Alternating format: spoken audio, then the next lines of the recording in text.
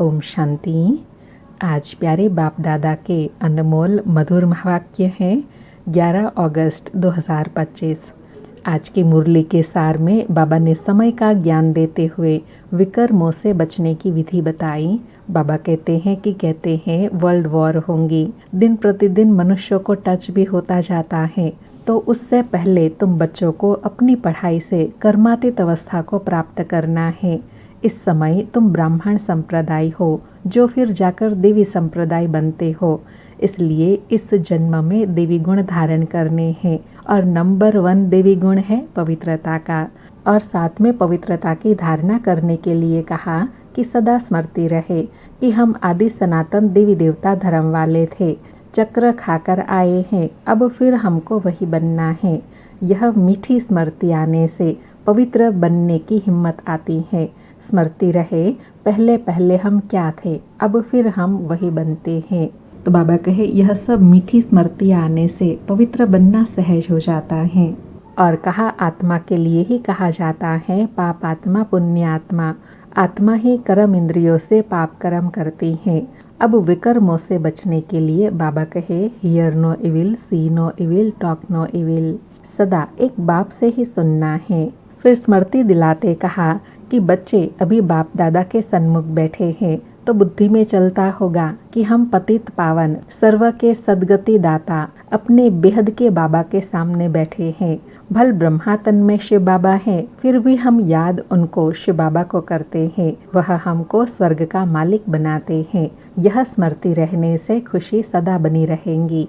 और बाबा ने 4 बातें बताई। एक तो बाबा कहे नरकवासी को स्वर्गवासी बनाने के लिए सबको रास्ता बताना है, परिचय देना है।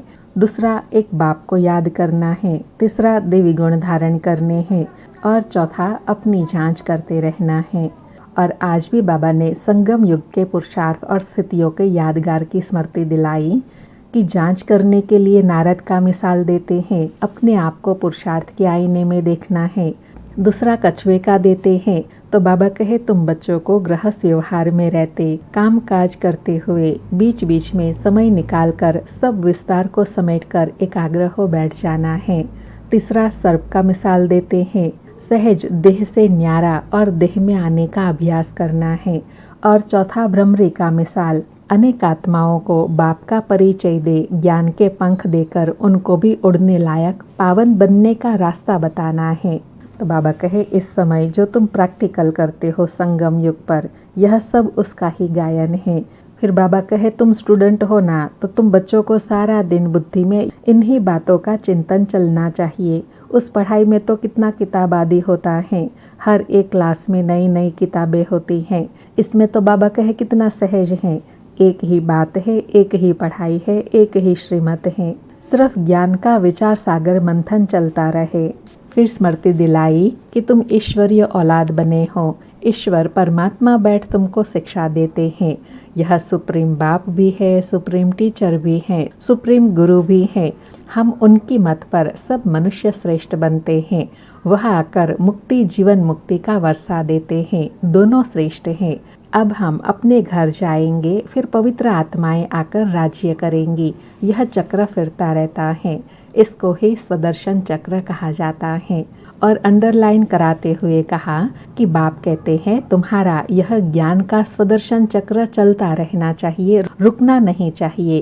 फिरते रहने से विकर्म विनाश हो जाएंगे और विकर्मों से बचे रहेंगे। तुम रावण पर जीत पाएंगे, पाप भी मिट जाएंगे। तो बाबा कहे सारा दिन यह सिमरन करते रहो तो तुम्हारा बहुत कल्याण हो जाएगा।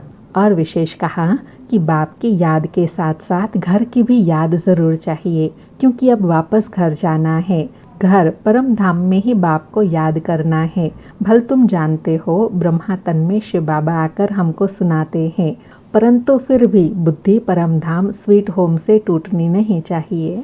और लास्ट में देव स्वरूप की स्मृति दिलाते कहा कि देवताओं की कैसी सुंदर पहरवाइश है, इनको देखने से ही कितनी खुशी होनी चाहिए। आत्मा जानती है हम भविष्य 21 जन्म यह बनेंगे। बस लक्ष्मी नारायण के चित्र को देखते ही रहना चाहिए। यह चित्र सबके पास होने चाहिए, इसमें बड़ी खुशी चाहिए। हमको बाबा यह बनाते हैं, ऐसे बाबा के हम बच्चे हैं, फिर रोते क्यों हैं? हमको कोई फिक्र नहीं होना चाहिए। तो बाबा कहे, अभी तुम बच्चों को स्वदर्शन चक्रधारी बनकर रहना है, अर्थात आत्मा का दर्शन, आत्मा का चिंतन करने से तुम्हारे पाप कट जाएंगे, आसुरीपना खत्म होता जाएगा। सुनते हैं आज के प्यारे बाप दादा के अनमोल मधुर महावाक्य। आज बाबा कहे, मीठे बच्चे, तुम्हें पढ़ाई से अपनी कर्मातीत अवस्था बनानी है, साथ साथ पतित से पावन बनाने का रास्ता भी बताना है, रूहानी सर्विस करनी है। आज मुरली से प्रश्न है, कौन सा मंत्र याद रखो तो पाप कर्मों से बच जाएंगे? उत्तर में बाबा कहे, बाप ने मंत्र दिया है, hear no evil, see no evil, talk no evil. यही मंत्र याद रखो। तुम्हें अपने कर्म इंद्रियों से कोई पाप नहीं करना है। कलयुग में सबसे पाप कर्म ही होते हैं। इसलिए बाबा यह युक्ति बताते हैं, पवित्रता का गुण धारण करो, यही नंबर 1 गुण है। सारी मुरली से धारणा के लिए सार है।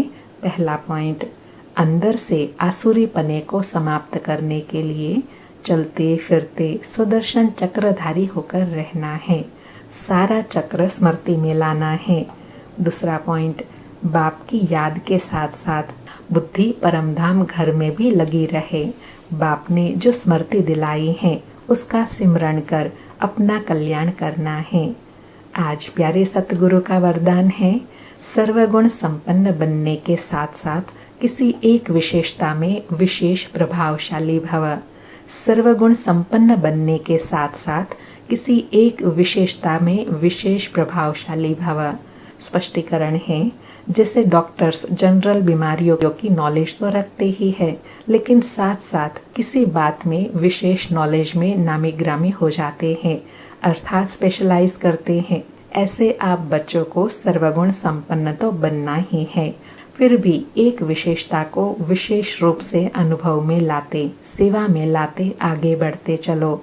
जैसे सरस्वती को विद्या की देवी, लक्ष्मी को धन की देवी कहकर पूजते हैं, ऐसे अपने में सर्वगुण सर्व शक्तियाँ होते भी एक विशेषता में विशेष रिसर्च कर स्वयं को प्रभावशाली बनाओ।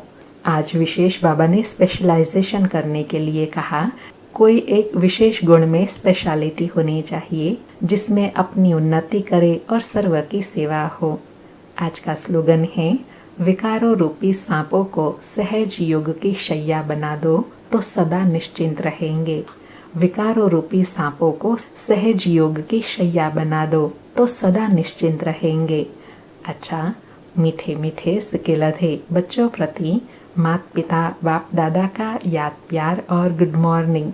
रूहानी बाप की रूहानी बच्चों को नमस्ते।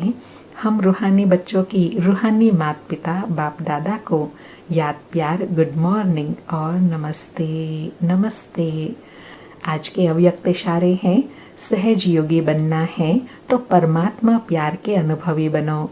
बाबा कहे, जब मन ही बाप का है तो फिर मन कैसे लगाए, प्यार कैसे करे, यह प्रश्न ही नहीं उठ सकता, क्योंकि सदा लवलीन रहते हैं। प्यार स्वरूप मास्टर प्यार के सागर बन गए तो प्यार करना नहीं पड़ता, प्यार का स्वरूप हो गए। जितना जितना ज्ञान सूर्य की किरणें व प्रकाश बढ़ता है, उतना ही ज़्यादा प्यार की लहरें उछलती हैं। बाबा ने बहुत अलौकिक अनुभव बताया कि जितना हम प्यार के सागर में समाये हुए रहेंगे, लवलीन रहेंगे, तो सहज प्यार का स्वरूप बन जाएंगे और ऐसी स्थिति में सहज प्यार की याद की लहरें उछलती रहती हैं। अच्छा, ओम शांति। शुक्रिया बाबा, शुक्रिया।